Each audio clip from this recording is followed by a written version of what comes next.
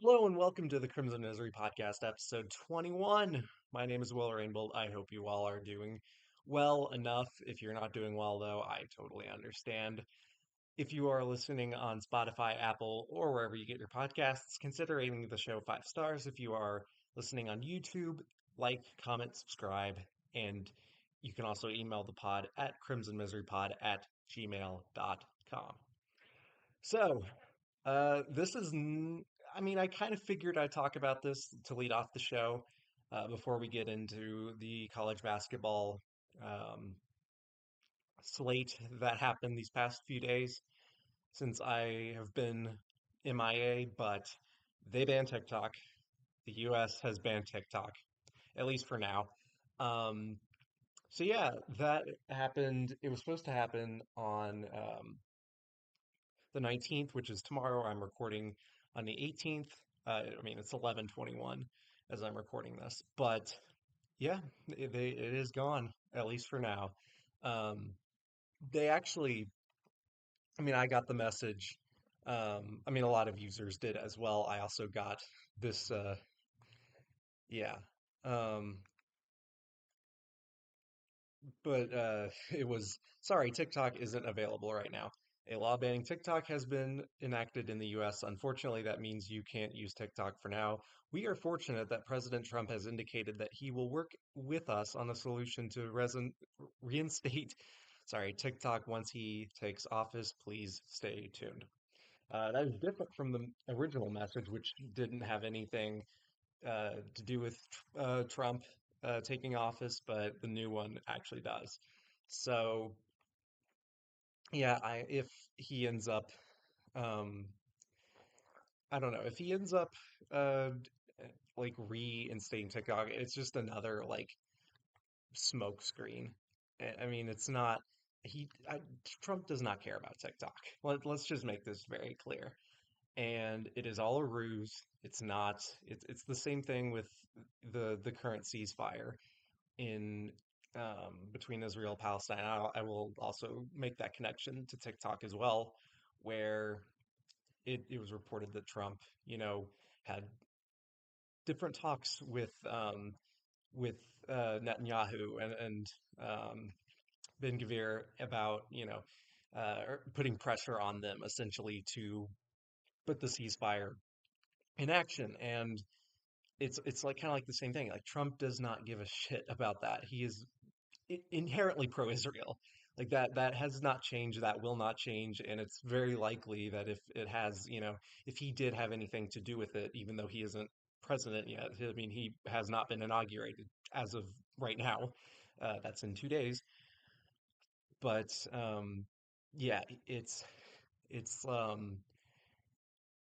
I'm curious if it's also having to do with the annexation of the West Bank, which is also pretty likely. But it also just goes to show what a failure the Democratic Party is. And I've already talked at length about how the Democrats have failed on multiple things, and it especially ties in with the Biden administration.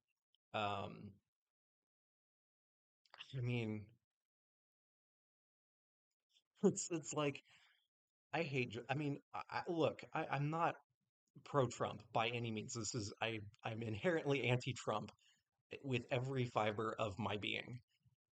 And I also cannot excuse what a horrible president Joe Biden has turned out to be, especially in his final year. If we're looking at his presidency through the first 2.5 years, I would say uh, average. Even though, look, his mental decline has always been apparent, but his especially his handling on the genocide in Gaza and Israel bombing 5 different countries and essentially um, not really giving much resistance to sending them weapons. It is it's really depressing for the way that he has gone out and the way the Democrats have basically folded to the Republican Party, a very, at that point, pretty weak Republican Party. that they inherently made stronger because of how weak they are.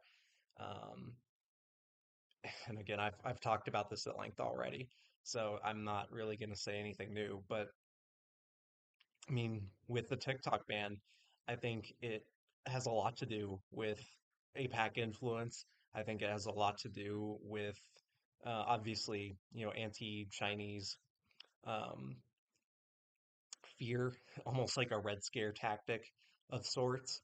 Um, and I think it makes the Democratic Party and especially the Biden administration really unpopular because it's an app that regular people who may not care about, um, any foreign policy or much to do about politics to begin with. And they're gonna look at this and they're gonna be like, well, damn, well, this sucks. And where's my entertainment gone? That's gonna be the normal person's response to that. And for people who are a little more politically minded or are both, if you're both using it for entertainment and to receive different news or just different takes on it and different information, because there is a lot of helpful information on TikTok.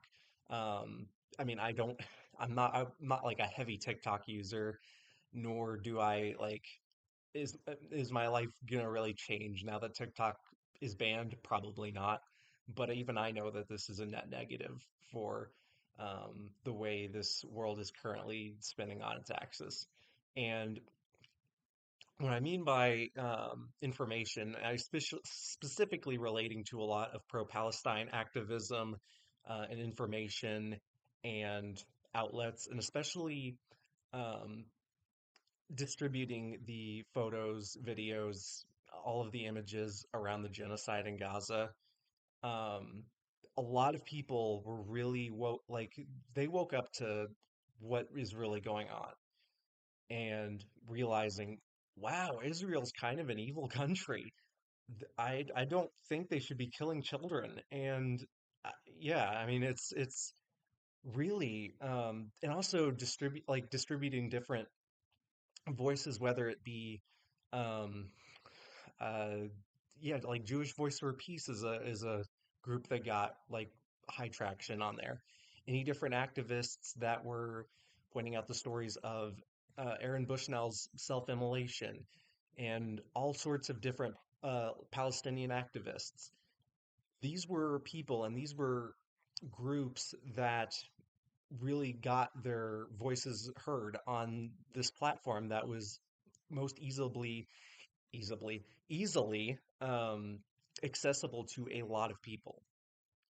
And now that's gone. And now it's going to be another one of those cases where APAC, again, for a lot of different things, were involved in the promotion of banning TikTok. And then obviously you have the arguments of, um, Chinese influence and everything. So to me, it's just it's the Simpsons meme all over again, where they're at the Democratic National Convention, and it's the sign, "We hate life and ourselves, and then we can't govern." And then, I mean, that's the yin and yang to the Republicans, like we're just plain evil. We hate everyone or whatever it was. But um, yeah, that was just felt like commenting on that because it is really um it yeah, it's just ridiculous. And another, as journalist Ken Klippenstein pointed out, it is like an own goal for the Democratic Party to concede this. And so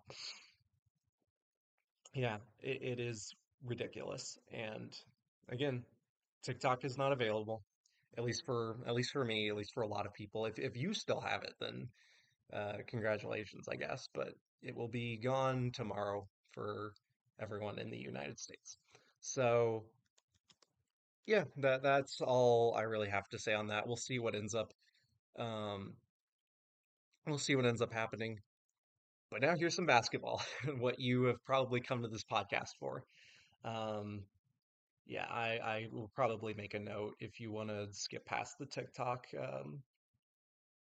thing and go like straight to basketball, then just I'll put it in the timetable. Anyway, so let's start off with the Thursday slate for women's basketball, and it wasn't as exciting as I thought it was going to be, unfortunately, because a lot of the best teams held up pretty well. They stayed put. So South Carolina went on the road and defeated Alabama. This is a game I thought Alabama had a shot at least, but it turned out no, it just was not. It was just not in the cards for them.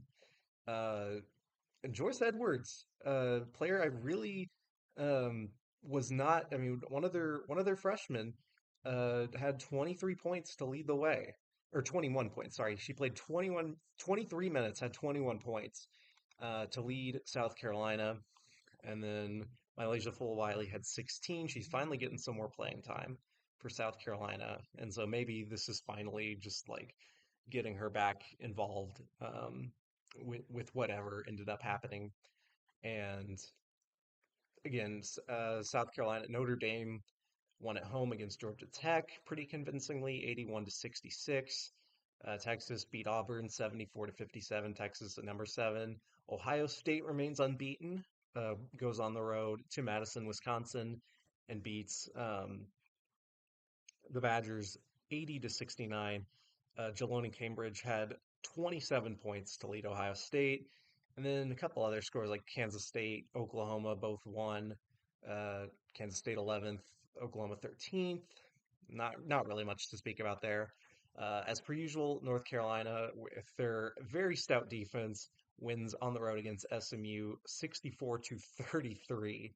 And I'm gonna have to do a bit more of a deep dive into the defensive success that North Carolina's had this year on the women's side because they are just incredible defensively. Like if again, I sound like a broken record, but if you haven't watched a North Carolina women's game this year and you want to see some great defense, watch watch this team. They held SMU to 6 points in the first quarter, 8 points in the second and third quarters. They put up the SMU put up 11 points in the fourth, which is incredible. And North Carolina scored their fewest points, 13 in a couple of quarters. So North Carolina's worst quarter in this game was still better than SMU's best quarter scoring. So that's pretty impressive.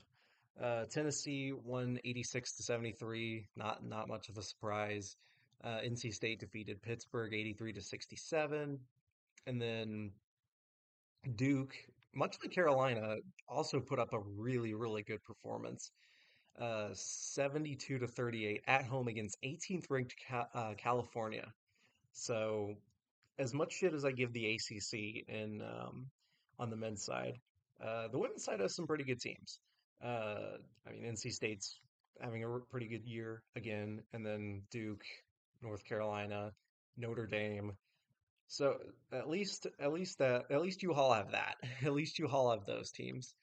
And then Friday, really the only game that I wanted to highlight was TCU defeating Utah 81 to 73.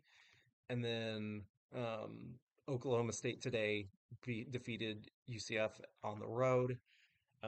Indiana, once again, the women's team could not build on the momentum they had with the win at Iowa. They lost at home to Illinois. So both the men's and women's teams lost at home to Illinois.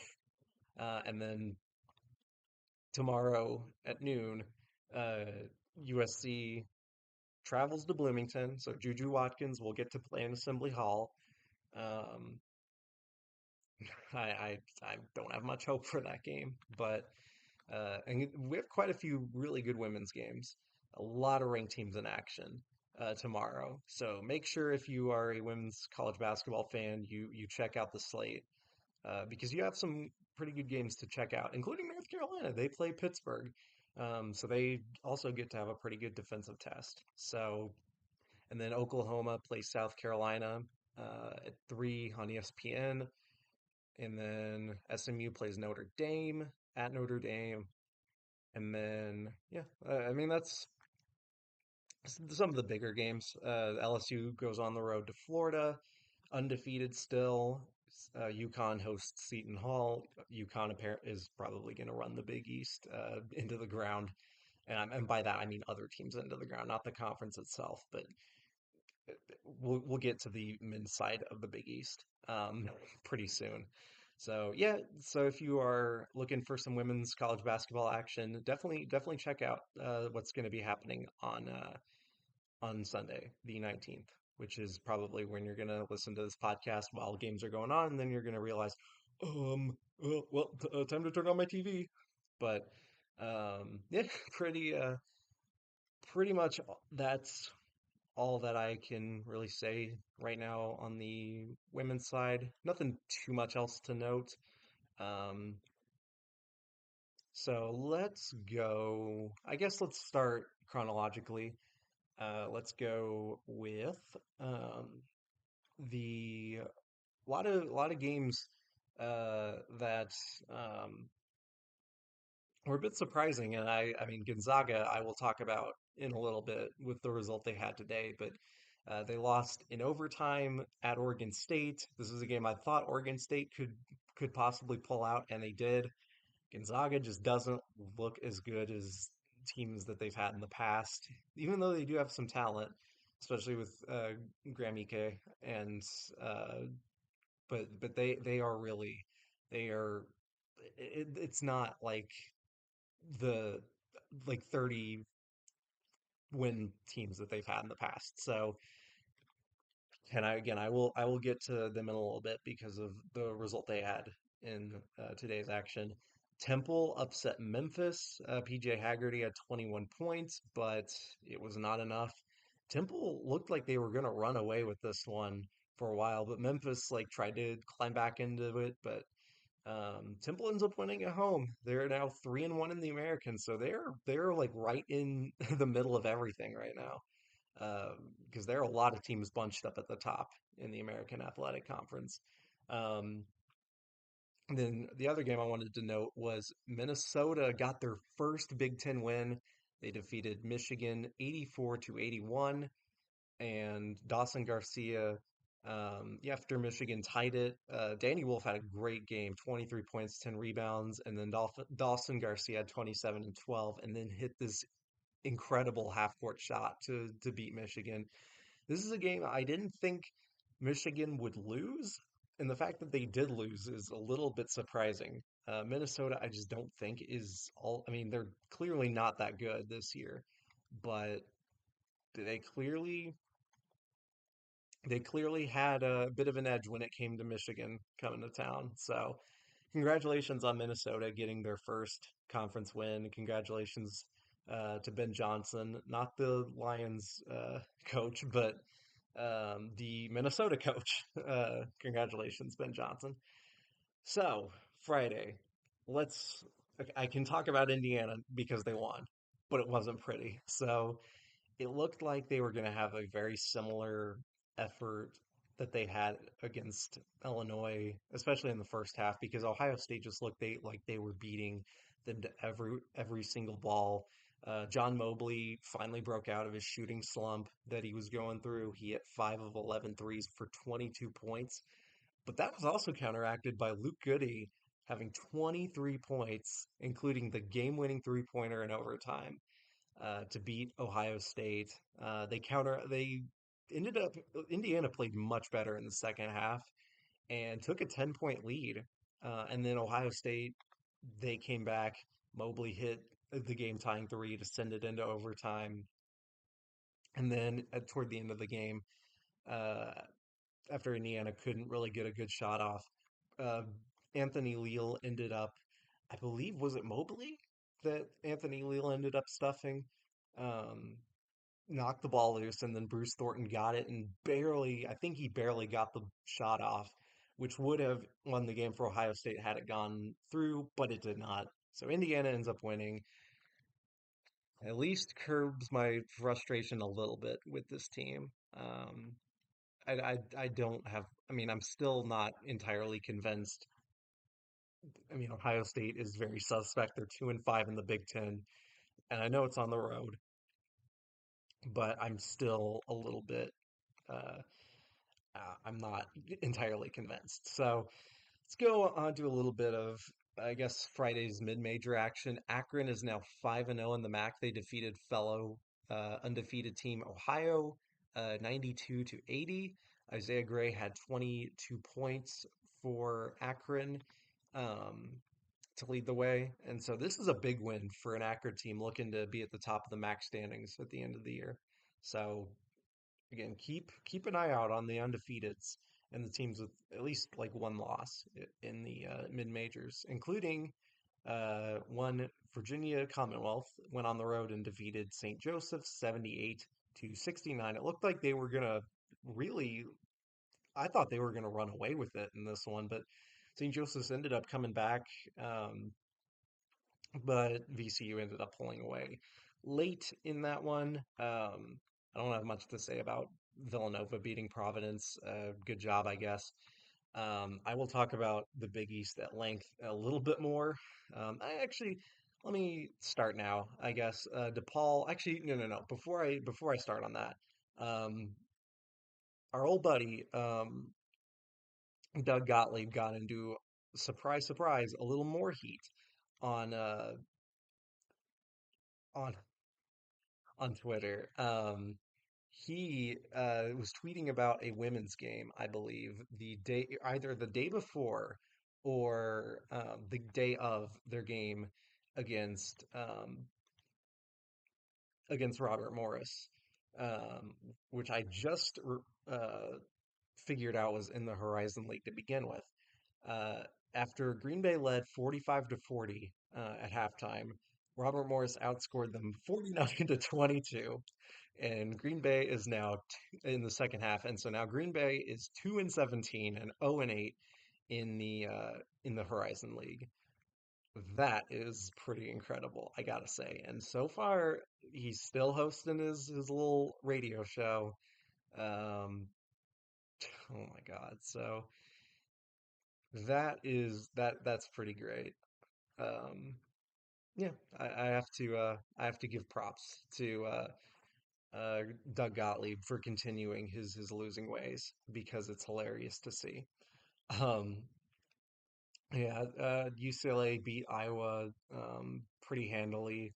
I wasn't really surprised about that because Iowa doesn't play well on the road and they don't play any defense, except apparently when they play Indiana. But I digress. So, also New Mexico on Friday defeated Boise State 84 to 65. So they are now 7-1 in the Mountain West.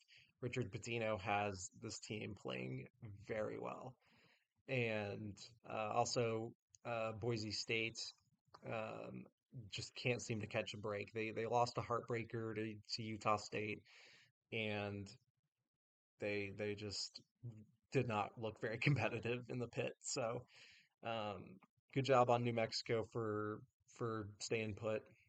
And then let's talk about the Big East for a little bit. What do we do with the Big East? What do we do with the Big East?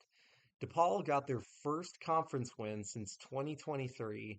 They defeated Georgetown on the road, 73 to 68. I'm not really shedding a tear for um, for Ed Cooley. They just did not play very well in this one. DePaul had control of the game from start to finish.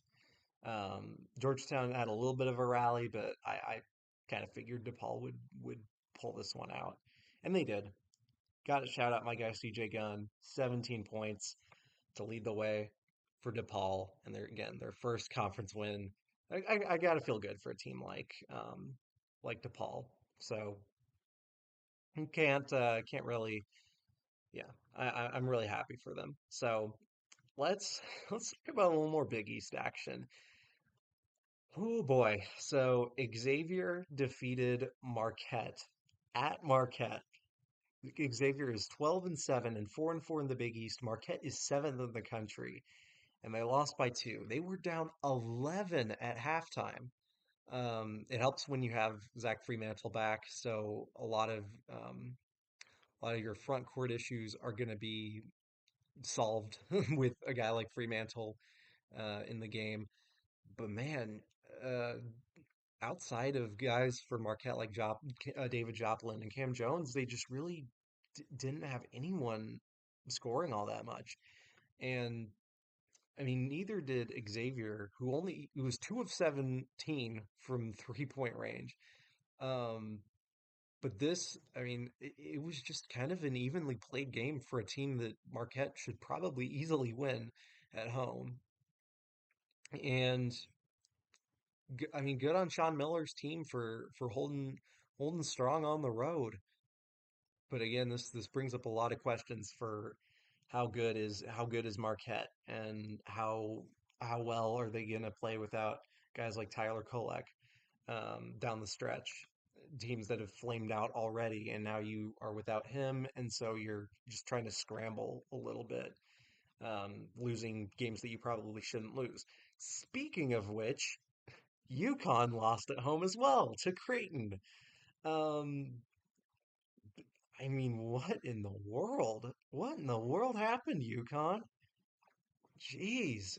And this is a really funny stat that since Danny Hurley has taken the UConn job, he's won 2 national championships. So like I guess I can't really harp on him too much. The temper tantrum baby himself, but he's 2-8 against Creighton as UConn head coach. So not looking good for the head-to-head matchup. So Jemiah Neal really stepped up in this one. He had 24 points. Ryan Kalkbrenner had 16. Stephen Ashworth had 12 points. A guy who's nearly shooting 97% from the free throw line, went 4 of 4 today. He had some clutch free throws. Um, we are gonna have to we are gonna have to start a conversation about Alex Caravan. He is a two-time national championship. I get it. He has really not had a great year. The games I've seen him play in, just really, he's really not been like as impressive. I know he's having a lot of um, different load management now. I understand he's been hurt, but man, when it comes to like at least shooting the ball. And in clutch situations, he really hasn't had a great track record so far. Um, like overall, I mean, not. I mean, at least he's improved his stats somewhat as of late. He's up to 43% from three on the year, so that's better than it was. But even still, he went 0 for 3 today and went 3 of 12 overall. And then obviously there was the game with Villanova where he missed 2 free throws that could have potentially won the game for UConn, very likely would have won the game for UConn, and he missed both. And he only had 8 points today at home. So yeah, may want to keep an eye out. I wonder if there is something wrong with Caravan, but if he does like bounce back next game, it'll pretty much like eliminate most worries that I know a lot of UConn fans have, especially their front court. I just don't think Samson Johnson's the answer, man. I really don't. Um, he just it's just not the same. He's just not the same player as a guy like Donovan Clingan was.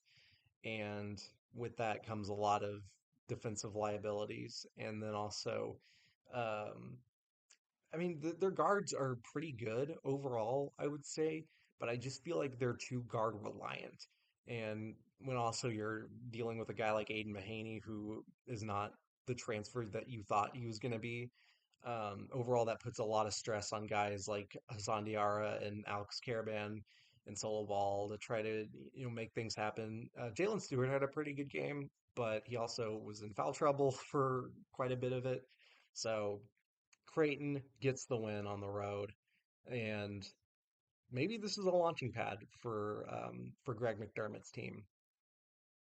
So yeah, I think UConn again. I think they're fine. Creighton is a talented team, but you should probably win at home through this regular season. So what? Yeah, again, the Big East. What do we do with you? But yeah, a lot of ranked teams were in action. Some held up, and some did not. So Auburn went on the road and beat Georgia 70 to 68. Auburn again without Janai Broome, one of the best players in college basketball. They've gone 2-0 without him, and this one was a bit of a tough one, but they looked pretty good. And like Georgia had a pretty good rally, but Auburn still is undefeated in the conference. They only have one loss. That's to Duke, who is likely going to move up to number two. Todd Pettiford had 24 points, and then Chad Baker Mazara looks pretty good still. Um, yeah, and then once they get Janai Broome back, it's just like they are such a complete team on like almost every single level. And again, beating a team like Georgia and beating a team like Mississippi State, um, like you're still really good even without your best player.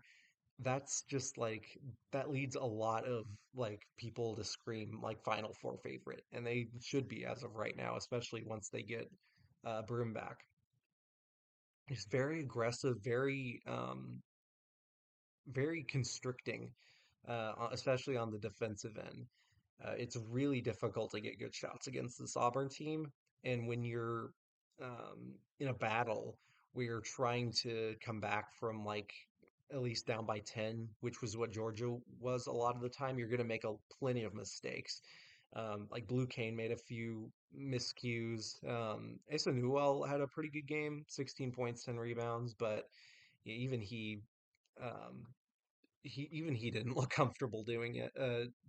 So, um, and again, for this team, for Auburn to make a Final Four run, they need Broome back because I don't think they're gonna win. I don't think they can win 4 games in a row without Janai Broome. I think they're still a second weekend team even without him, but with him, I think there are a if they don't make a Final Four with Janai Broome, that is going to be pretty damning on Bruce Pearl. So we shall see. So, number two, Iowa State went down on the road to West Virginia. West Virginia now has wins against Kansas on the road and then at home against Iowa State. That is a gigantic win for West Virginia, and they just look a lot better, um, especially now that I mean Javon Small is really coming into his own. He had 26 points against Colorado the other day, and then in this one he had 27 against Iowa State, which is again they are not an easy team to score 27 points against, but he was able to do it, and they just were able to slow Iowa down in this game, held up to 57 points. Which again, after games that they ended up winning against Texas Tech, Iowa State did, and then at home against Kansas, Iowa State is still a really good team, but they were slowed down today, and West Virginia was able to um, take advantage of a lot of their deficiencies, especially from beyond the arc. Iowa State was 1 of 17 from 3-point range, and West Virginia is a pretty good perimeter defensive team. But that is still a crazy statistic for an Iowa State team that shoots pretty well from beyond the arc this year, especially when you compare it to last year. Um, they are much improved in that category. And West Virginia was able to slow that down and, in essence, stopped Iowa State from building on any leads they had in this game. They usually were only ahead by like between like 2 to 4 points most of the time. And then when West Virginia finally caught up to them, they really locked them down and were able to win the game based off that. So West Virginia now 13-4 overall, 4-2 in the Big 12. Iowa State 15-2, 5-1 in the Big 12. So congratulations to West Virginia for winning on the road.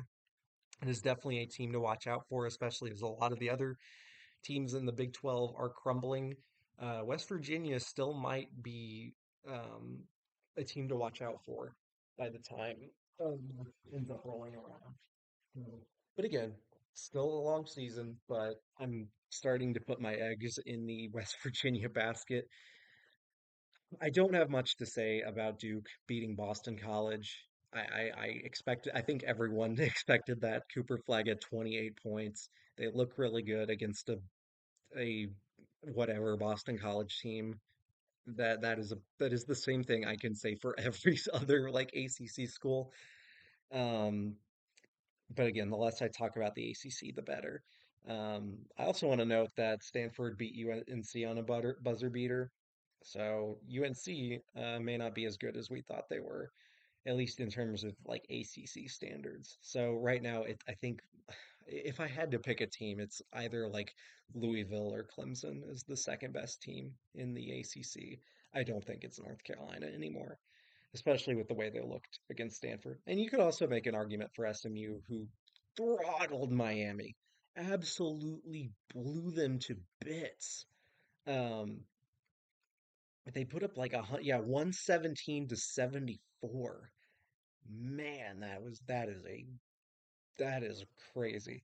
And also Wake Forest is actually not playing that bad. So, but yeah, I mean, other than that, it's pretty much just like terrible, terrible team after terrible team.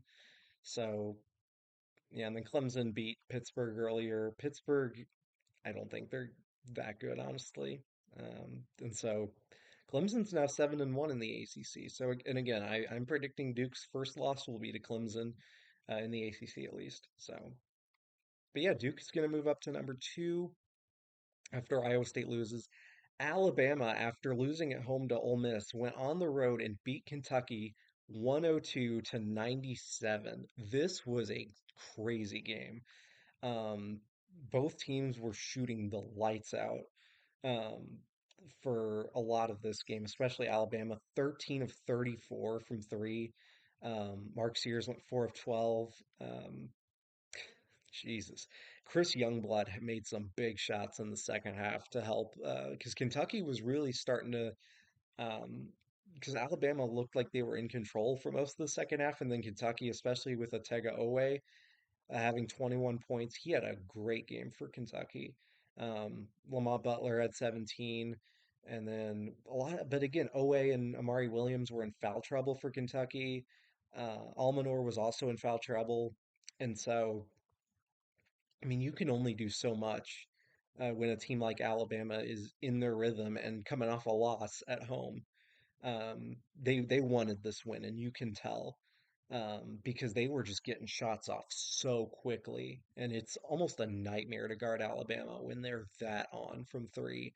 And they also just looked like they hit it again. It's like that all offense, no defense sort of ordeal. But Kentucky was missing some pretty good looks that could have really helped them. And then Alabama, I think, went on like a 9-0 spurt when the game was tied at 81, I believe, in the second half. And then, I mean, this was just an offensive shootout game that everyone expected it to be. And so Alabama, I don't know if they're gonna. They might stay put at four because again, Ole Miss is still a pretty good team. But yeah, I mean these both of these teams are still really good, and it's like, what can you really do? I mean, Kentucky beats Florida in one of those crazy 100-point games, and then they lose at home to Alabama, who also has like one of the crazy 100-point games. So this is what you should expect from teams like Alabama and Kentucky and Florida. And I guess Missouri now. Missouri ended up beating Arkansas. Arkansas is now, I believe they are 0 and 5 in the SEC. Oh, they're either 0 and 4 or 0 and 5. But yeah, Missouri ends up winning that one. And John Calipari, it could be very likely that he's like one and done at Arkansas right now because it's not going well. This is much different from the first season he had at Kentucky, where he had, John Wall and DeMarcus Cousins and Eric Bledsoe. It's just so much different. And as talented a team as Arkansas has, like they still have a lot of talent. They just don't look good. And Missouri just looks so much more aggressive. Coming off a win, um, over Florida, at Florida. They didn't seem to miss a beat, and they were leading 52 to 35 at halftime. Caleb Grill had 17 points. He also had a pretty good dunk in this game. Um, but yeah, it just Arkansas looks so soft, and yeah, they're 0-5 in the SEC. Despite Ivisic having 14 and 10 for Arkansas, he's just such a soft defender, man. He's so bad. Like you had guys like Mark Mitchell, like driving right on him, and him like backing away, and just no nothing, like nothing good was happening with him under the rim. Like Missouri was just getting baskets at will, and Arkansas really had no response. When you're only, when you only have two players scoring double figures, and then guys like your Boogie Fland, who should be scoring more, only having 4 points, and Adu only having 4 points, and DJ Wagner having six, it's like that's not a good recipe. So after starting 11-2, Arkansas is really in the crap house right now. So, and I again for Calipari, I'm not shedding a tear for him. I don't have much to say about Florida destroying Texas at home. Texas has kind of revealed itself to be one of the not so good teams in the SEC this year. Um, I mean, and Florida needed to get this win after losing at home to Missouri. So they ended up holding serve at home against Texas. Elijah Martin had 22 points in this game. Now, this game was really interesting. Vanderbilt beats Tennessee at home. This is a gigantic win for Mark Byington. Gigantic. The holding off a comeback shooting effort from Chaz Lanier in Tennessee. Tennessee was 10 of 21 from three. But this is a big win for Mark Byington, who, again, Vanderbilt looked like they were in control for a lot of this game. They led by six at halftime, and then they really, really stepped on the gas um, in the second half.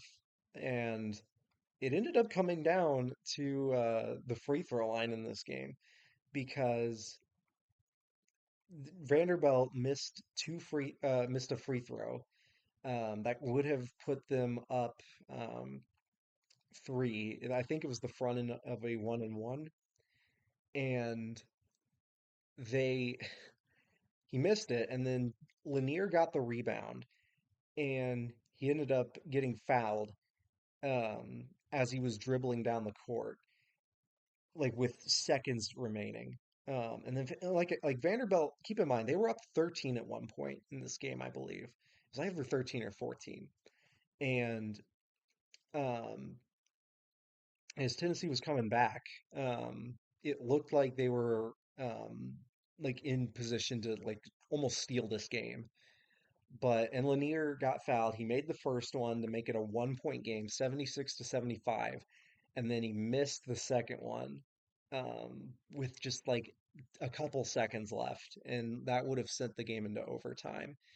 And it's just like a what if, like he actually made it. But like Vanderbilt, still a gigantic win. They stormed the court at the end of this one, and Tennessee goes down for the second time this year. And they're still like they showed signs of a team that is still really good and really talented, but Vanderbilt got the better of them in this one. Jalen Carey had 14, Jason Edwards at 18. I think it was Chris Mannion who had the who missed the free throw. No, he wasn't. Who was it then? Was it Jalen Carey then, or was it? It was someone. I forget. I forget who missed the free throw for Vanderbilt, but that opened the door for Tennessee, and then he ended up. Lanier ended up missing the second. So great win for Vanderbilt. James Madison University coaches, man, they are winning. They are winning. Um, I say, Kurt Signetti and now Mark Byington on the men's basketball side. Um, Kansas defeated Kansas State. I don't have a ton to say about that. Hunter Dickinson versus Coleman Hawkins is like Saddam Hussein versus Kim Jong-un.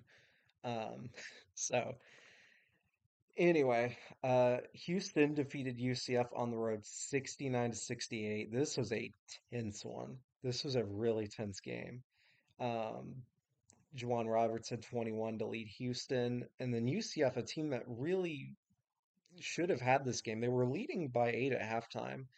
Um, they really, really allowed Houston to rally in this one. And I think Houston's won like 10 in a row now since their kind of slip up early on this season, but now they look pretty good still. I mean, Kelvin Sampson still knows how to coach, still knows how to have teams work. I mean, if only he had that again when he was coaching Indiana, but again, like whatever, you know. Um, but yeah, Houston, I know they like really got off to a really good start in the second half after being down 8. I think they took like a 1 point lead early on and then they just kept building it. And then UCF ended up uh UCF ended up rallying, and I think they had a shot to take the lead. I think they had a shot to win the game. Um, but I don't think they were able to get one off. So Houston ends up winning. And yeah, I think Juwan Roberts also had the game winner um, to lead Houston. So Houston ends up winning 69 to 68. Great win for Houston. Um, so whew, this this game this game was pretty crazy as well. Mainly just a head scratcher why Oregon cannot play well at home, it seems.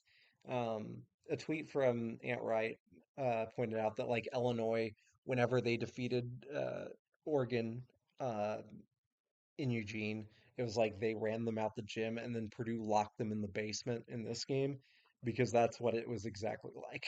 Because it just seems like Oregon's guards, like Jackson Shellstad, it just seems like they're not the greatest floor generals. Jadrian Tracy had 5 turnovers as well. TJ Bamba had 4 turnovers. Purdue was turning this team over a lot, and Oregon has a lot of turnover problems to begin with. And so to have a team like Purdue who relies on a lot of very aggressive guard play for the most part on defense, um, that really helps them win because when they're not and they're like without Braden Smith and they're not, being as aggressive, they get beat a lot and they have a lot of problems. But in this game, they were just able to get past a lot of that and really play well on the road and win this game. So Purdue wins 65 to 58 on the road. Again, maybe I shouldn't have said anything about CJ Cox because he only had 0 points in this game. He didn't have a single shot attempt, which is just like why? Take shots, man. Um, yeah, just not great there. But then Trey Kaufman-Renn had another great game with 23 points, 11 rebounds. Um, Nate Biddle, who played decently well as a stretch four, stretch five, had 18 for Oregon, but also went 3 of 9 from three, which didn't help much. Oregon was 7 of 29 from three in this game. That was not good. So yeah, good job on Purdue getting a big win on the road um, in that one. Mississippi State wins the basketball Egg Bowl, 84 to 81 in overtime. Uh, Not, a ton to say about it, but Ole Miss, after coming off the win on the road against Alabama, cannot make it 2 road wins in a row. They lose to Mississippi State, who also needed a bounce back win in this one of the SEC teams that did. Riley Kugel had 21 points to lead the way for Mississippi State. And then,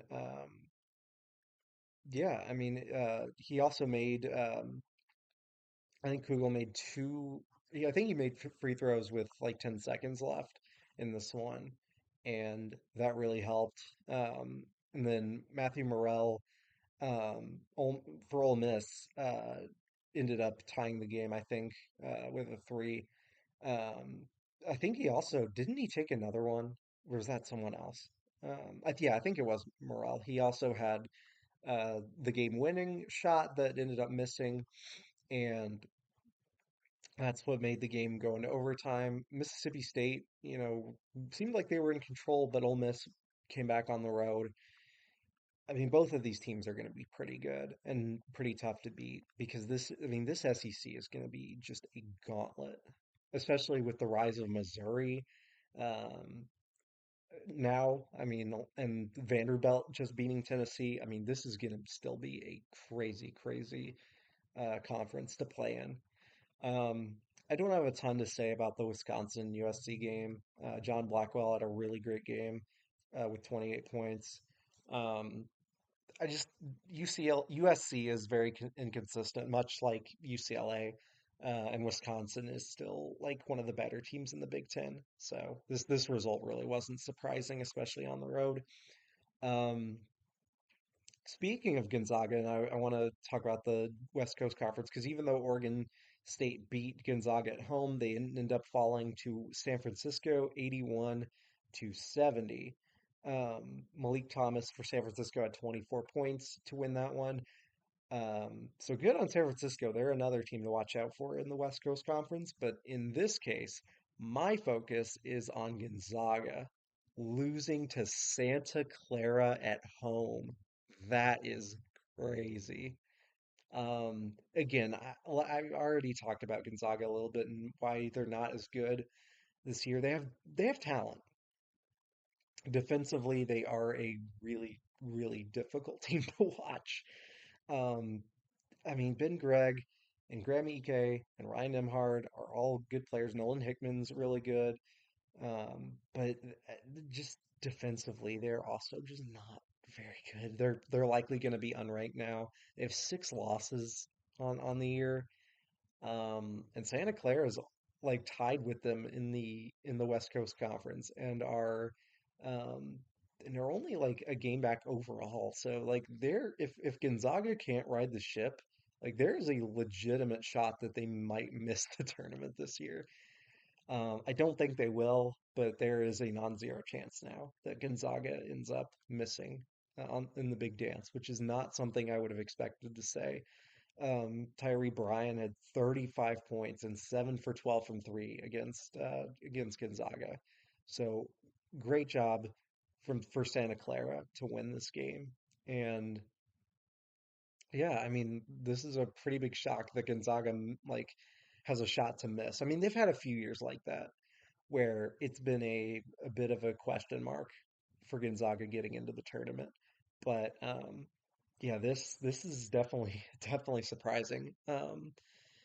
So yeah, anything else in the ranked category before I go to mid majors? Don't think so. So UC Irvine took care of business at home against Cal Poly, 101 to 71. Um, Devin Tills for UC Irvine had 21 points and 7 rebounds. UC Irvine might be the team to watch because in the Big West, UC San Diego ended up falling on the road in the Big West to UC Riverside. Ooh, even though Aniwania Tate Jones had 32 points and 7 rebounds for UC San Diego, Barrington Hargress had 40. He dropped a 40 burger on UC San Diego. And that's a big win and a big upset in the Big West. So, um, yeah, maybe I think this might be UC Irvine's conference for the taking. There is a chance that UC San Diego still gets some revenge on the Anteaters, but that is a big loss that UC San Diego probably can't afford much of, especially in this conference. So Arizona lost to Texas Tech. That was their first Big 12 loss as a member.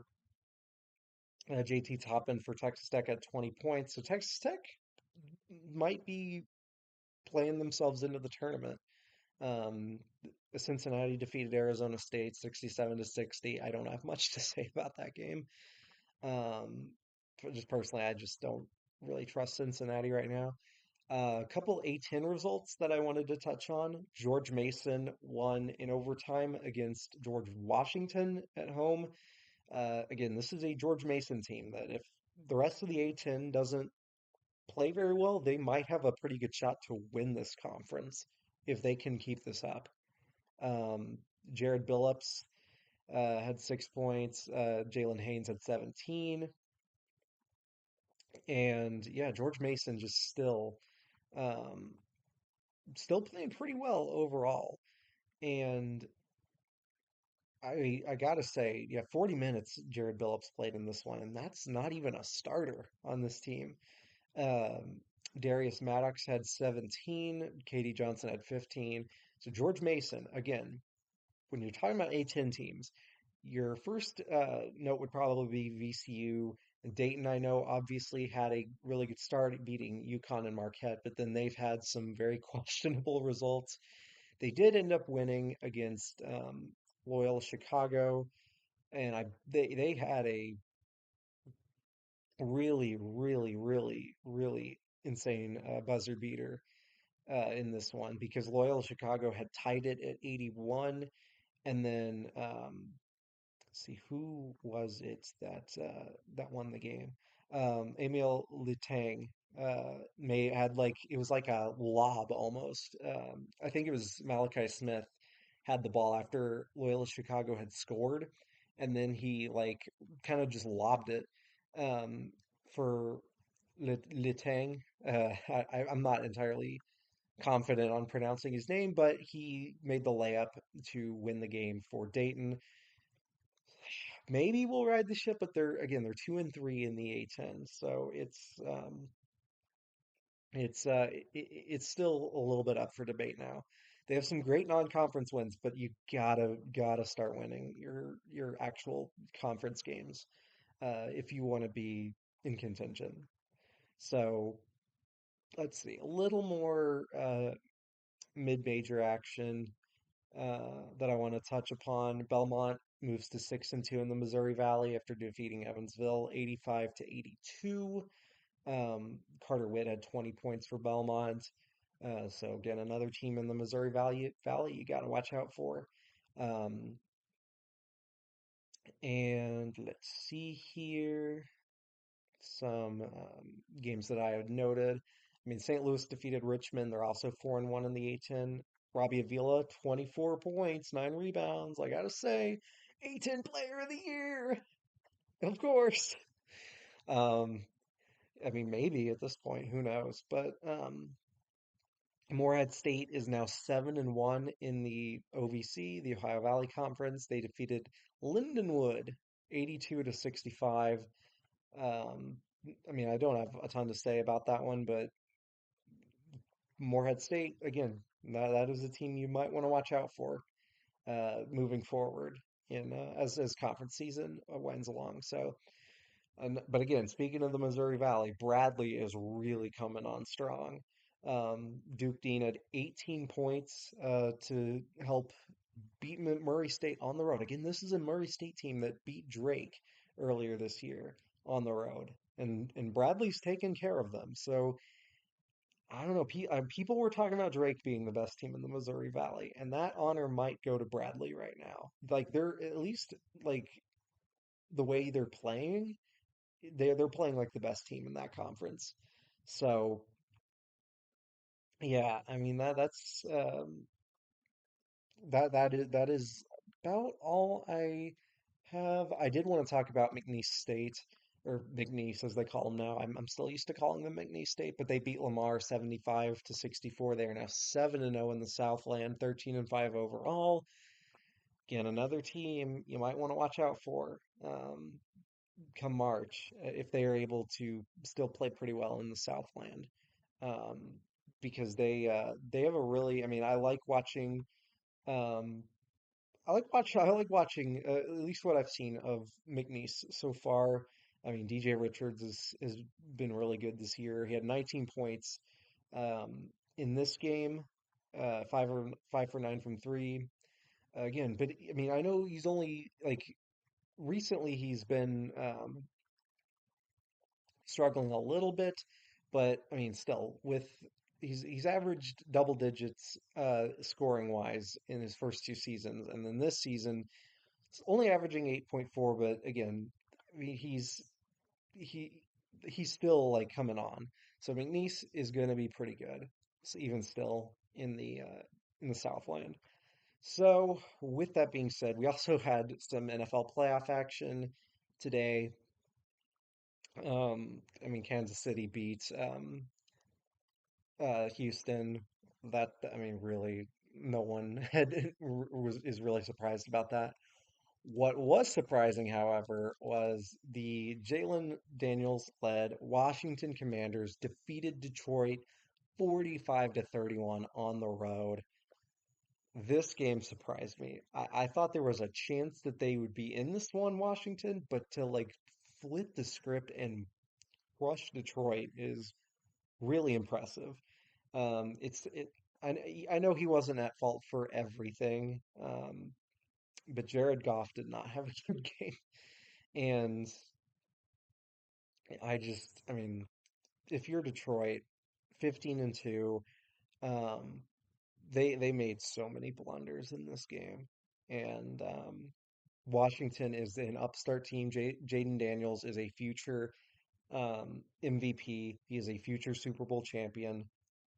I mean, this Commanders team is the real deal. Maybe we'll see if they end up beating either Philadelphia or LA, but um, we have two of the tickets stamped for the championship round. So it'll be Kansas City versus either Buffalo or Baltimore, and then it will either be Washington versus Philadelphia or LA.